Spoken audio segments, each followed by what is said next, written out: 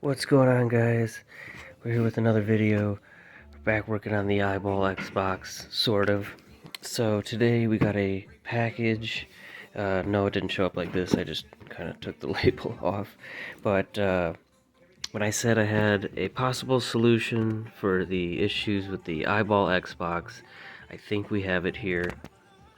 I have pretty much right away went on eBay and started looking around for been trying to find a Falcon motherboard, and the reason for that is the original eyeball Xbox that I built off of the Red Ring was a Falcon motherboard, and that's important because it has a BenQ drive, and like I said, that's what I already put all the stickers on, and so that was really the main reason I wanted to stick with the Falcon system, and that's because one, a Jasper, I think all Jaspers have light-on drives, and although the outer shell is pretty much the same, the circuit board on the BenQ actually goes out past the case and screws in, kind of sandwiched in between where the screws go in, okay?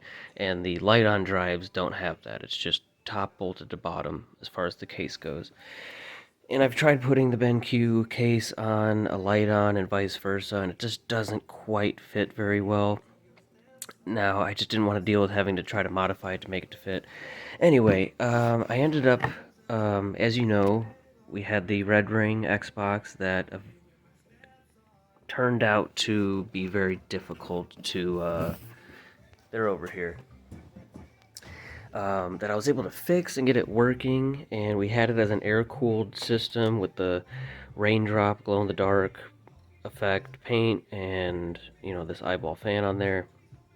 However, it just didn't, I don't know, if it wasn't set up right, or it just seemed to overheat pretty quickly, and there was just some sort of soldering points on there that I couldn't quite pinpoint that, yeah, it just kept giving more and more problems. And it wasn't necessarily cooling, it was just something might have been tweaked on the board or the chassis, and it just was very sensitive and would flash the 3 red lights. So, as you know, we bought a second Falcon board Elite, and that's what this outer shell is from. It was Falcon, it had the BenQ drive, it was just missing a faceplate, which actually helped me make sure it had the BenQ drive, because you can then see inside there and see what color the wires are. And this is actually the drive I never ended up swapping the case over because, as you know, we had the pretty much the same issue, and that one turned out to be a Red Ring of Death fix, it looked like. You know, we had the warranty sticker in a weird spot, and once we opened it, we realized the X-clamps were replaced with screws, and it had some other evidence of, or the fan was hooked up to 12 volts, and just evidence that it had the Red Ring in the past. So it turned out, I'm like, you know what, I'm just going to find something. And I wanted to find another Falcon that hopefully was in better shape. But instead of risking that, I ended up finding this Elite here. And it was just advertised as a console only. And it didn't say anything about it being broken or anything like that. But it just had a couple pictures. You couldn't tell, you know, what kind. It didn't have a picture of the back that showed the sticker or the power plug, and that was pretty much it. And for some reason, I've been lucky at finding systems where somebody who is selling it doesn't actually know anything about it at all. They don't really know the worth of them. And so I asked them specifically for some extra pictures of the back. I even asked if they would be willing to remove the faceplate so I could see the type of drive that it had and see if it had the warranty sticker. They said they weren't comfortable doing that, which is totally fine. But in the end, this was for sale for pretty much the exact same price as the one, the replacement one I originally got, which was around $30. And there was one other bidder on it, but I know that they knew nothing about it. They sent me the pictures, and I could see it was a Jasper, which automatically told me it has a light-on drive. I could also see that it had the sticker here that said 2010. Now that's important because, as you know, we had trouble getting the pump on this one because it had the taller capacitors. The original Falcon I had, which I think is inside that box, had the smaller new capacitors, okay? And that's something I never really noticed a whole lot in the past when modding. It would just show up and I would go, huh, how come this pump doesn't fit in this motherboard but it fits in that one? Well, it seemed like at a certain year they changed the capacitors, okay? Now what I did was I checked out the Halo Xbox that I built, went through my old videos and the old listing, and checked the date on it, and went through the video to see what kind of capacitors it had. I'm like, okay, so that one was like a 2006, 2007. It still had the tall capacitors. But when I looked at the um, Grand Theft Auto Xbox Elite, which was a Jasper, and keep in mind I had other Jaspers that had the taller capacitors in them. In fact, replacement motherboards on eBay are the same price, 30 bucks, 30 to 35 bucks, and you could clearly see the capacitors that it had. So what I did was I looked at the Grand Theft Auto sticker from the original listing I bought it from, and it said 2009. And when I went through the old videos of me working on it, I could see it had the newer capacitors. I'm like, cool. So when they sent me the pictures of this one, they sent me this one down here so I could see it was a Jasper. And then here you can see it is, we'll see if it'll focus, it said 2010. And I said, okay, well, if the Grand Theft Auto one I built was a 2009 and had the small capacitors, I'm willing to bet the 2010 does. So we're going to risk it. We're going to bid on it. It being a Jasper, it said console only, okay, which to me meant it's literally just the console plus the hard drive, because it did have that in the picture. This one came with a 120 gigabyte hard drive. Now, the only cool thing that I got out of the last replacement one I built was that it did come with a 250 gig hard drive, unopened, everything works on it.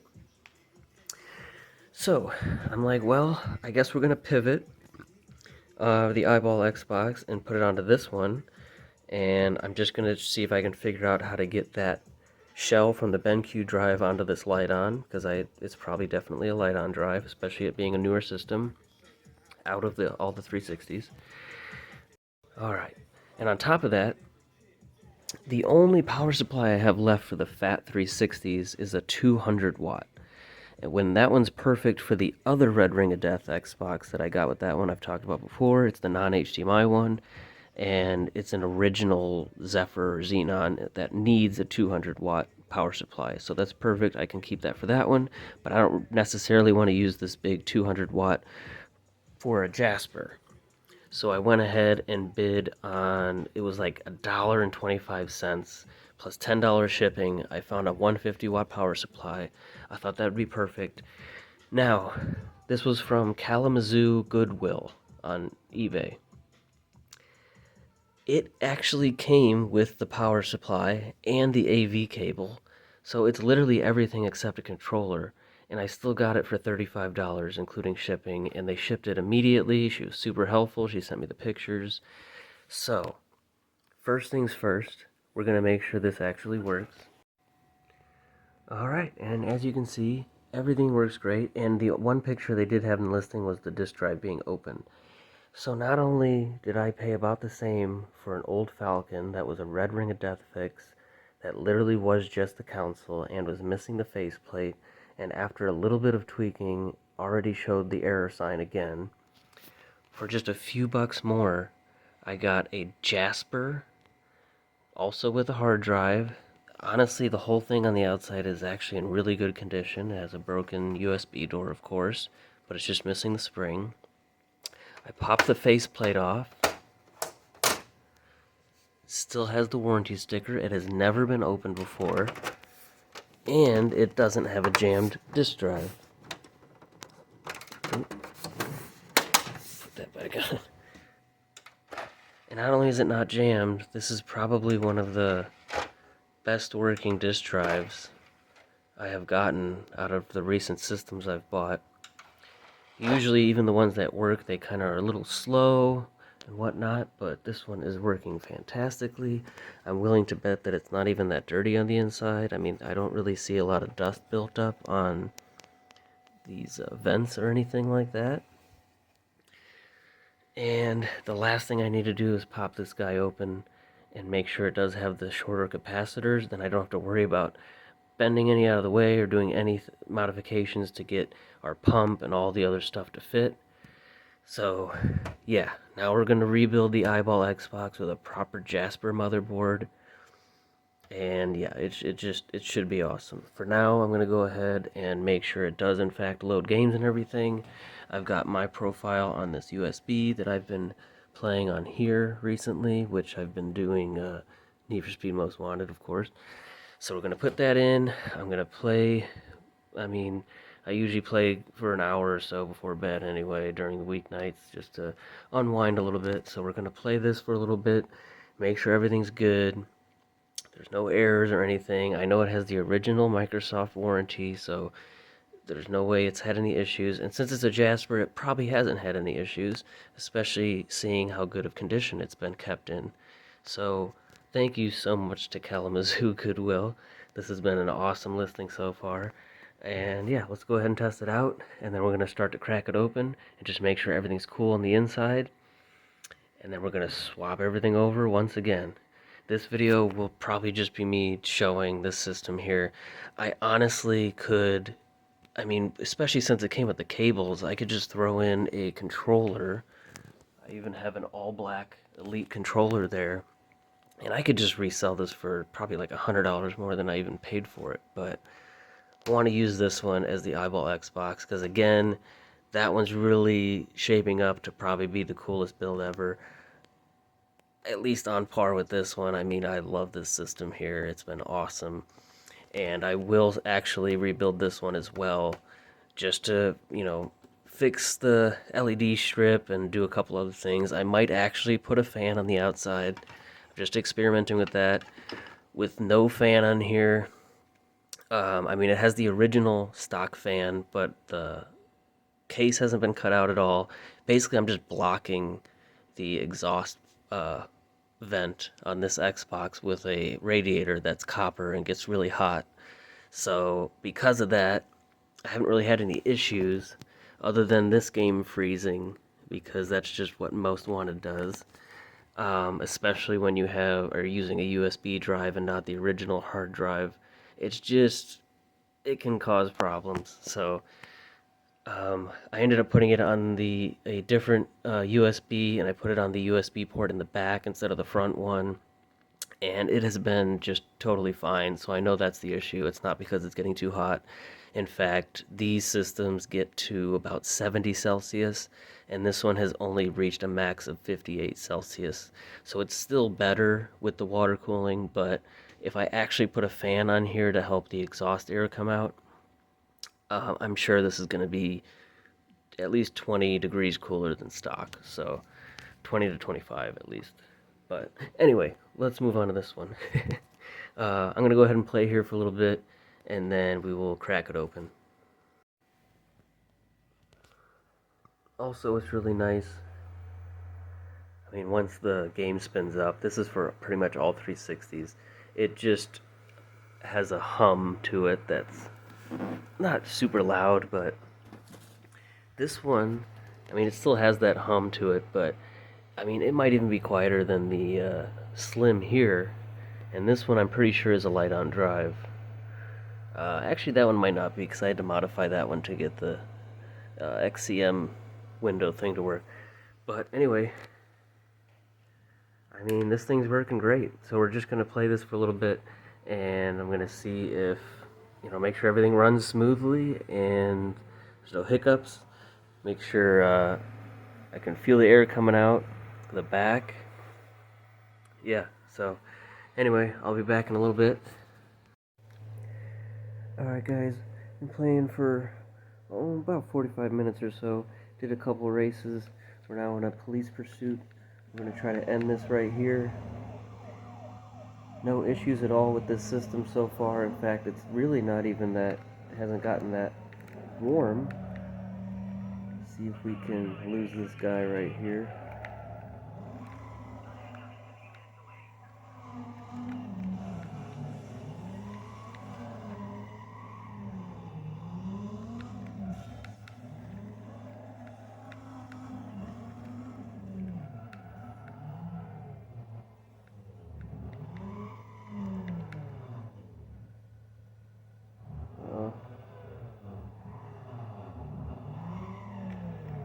There we go.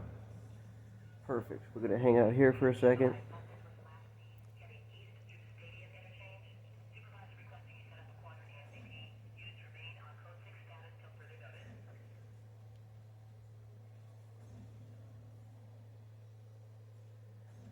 Hopefully that's enough bounty. I just needed a little bit more. And no. Looks like I am about 25,000 bounty away from being able to go against Blacklist number 3. But that was good enough to test this guy out.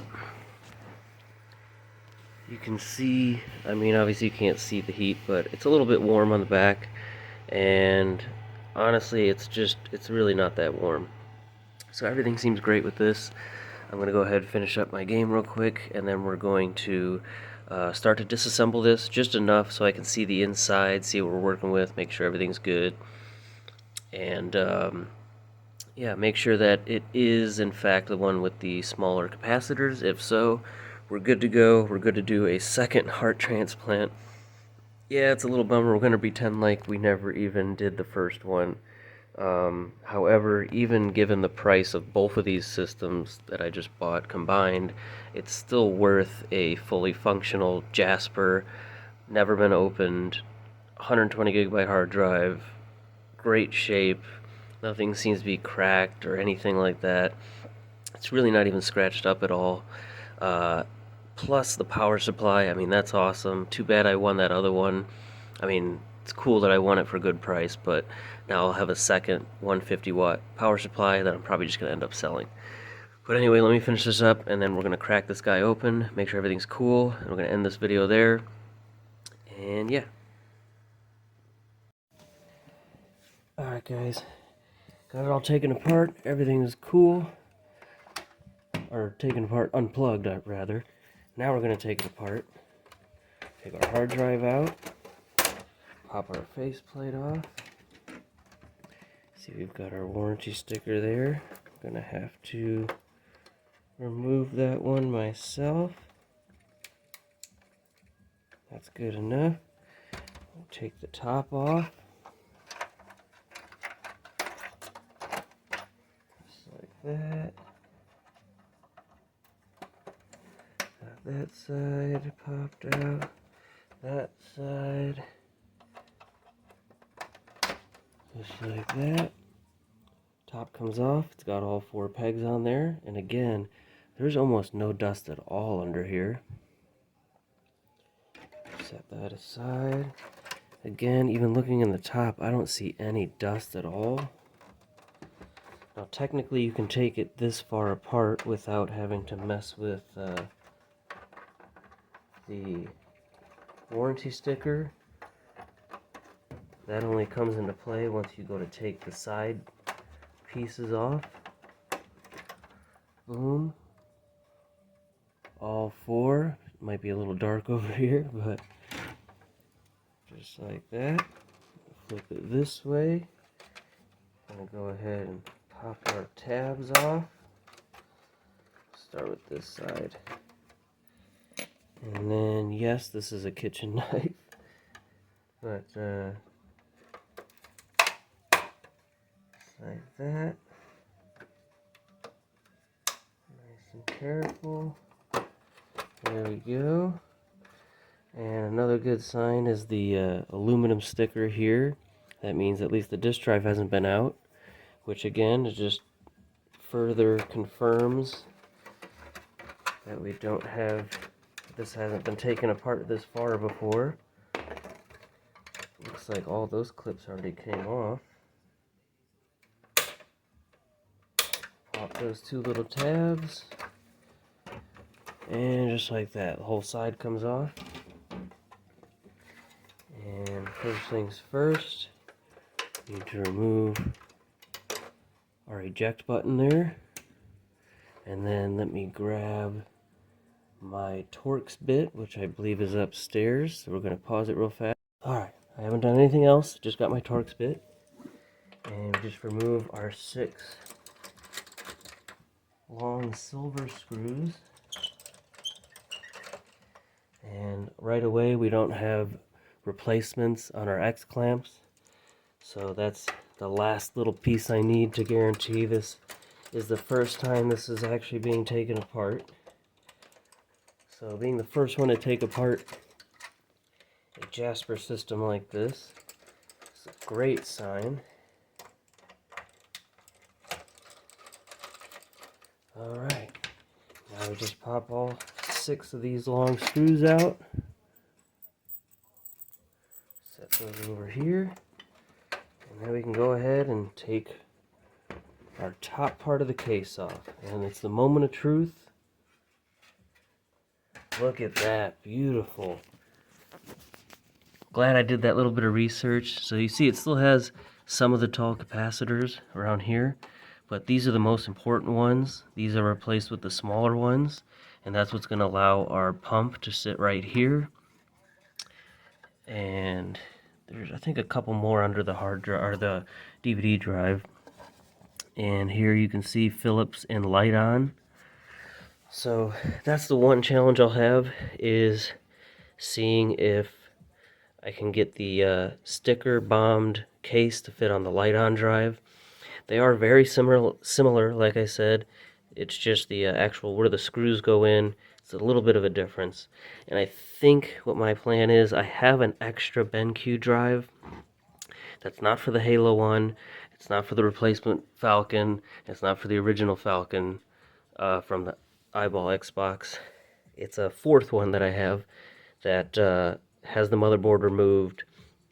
I had it swapped over for some other console, and I think I'm going to try to trim off those little sections of circuit board that get sandwiched in between there, and see if I can get that to, you know, just trim those off and use those as spacers to still fit over our Light-On drive. So yeah, I'm going to go ahead and pull that out real quick. Alright, and again, to confirm, this was a 2010 model, which is one of the latest ones. That's where they actually, so they had the steel, like stainless steel, I guess, heat sinks for both sides, and then they started doing the steel GPU one that had the extra piece sticking out over here. And then they started to keep those, but then switched to an aluminum heatsink on the CPU.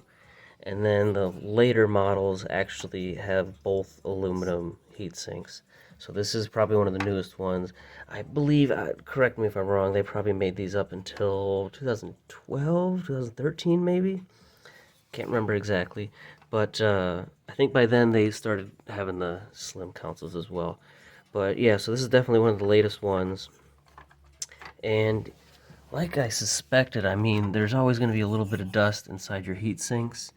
But, I mean, this whole thing is super clean. This is going to be a great thing to use as a base to now put all of our stuff on from the Eyeball Xbox. I shouldn't have any worries about any error codes or anything like that.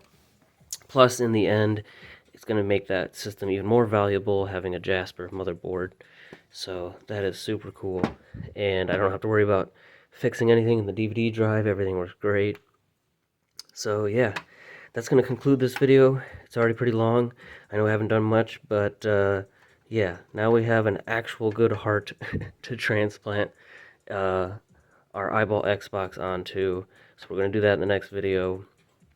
Well, I mean, I'm making this in between making the Xbox One S videos. I still want that to be priority for now, but at least we have a good solution for our issue with that Xbox. Like I said, we're going to ignore the first transplant. I now have 3. So we've got the original Falcon one that I built the Eyeball Xbox off of.